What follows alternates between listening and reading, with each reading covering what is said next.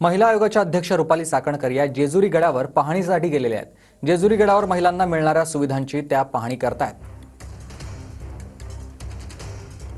आपल्यासोबत रुपाली ताई काय सांगाल, आज गडावरती आलेले आहेत, कशा पद्धतीने? गेले अनेक दिवसापासून माझ्याकडे महिलांच्या तक्रारी आलेल्या आहेत। यामध्ये इथल्या स्वच्छतागृहांचा विषय असेल, त्याचबरोबर खऱ्या अर्थानं नवीन नवरी किंवा नवरदेव या ठिकाणी आल्यानंतर गडावर चढण्यापासून उतरेपर्यंत ज्या पद्धतीची एक लूट चालू असते त्याच्या संदर्भात तक्रारी आलेत। मद्यपींची वाढलेली संख्या असेल त्याच्या काही तक्रारी आलेत, म्हणून मी आज स्वतः पाहणी करायला आली। संबंधित प्रशासकीय अधिकारी माझ्यासोबत आहेत। यामध्ये ज्या काही त्रुटी दिसतील संबंधित अधिकाऱ्यांपासून सगळ्यांवरती याच्यावरती कारवाई केली जाईल।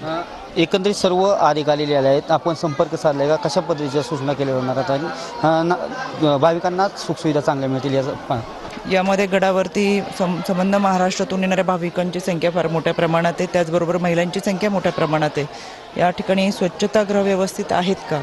कमतरता असेल तर त्या वाढवल्या गेल्या पाहिजेत आणि ज्या आहेत त्या व्यवस्थित स्वच्छ असल्या पाहिजेत, याकडे प्राधान्यक्रमाने लक्ष दिलं जाईल।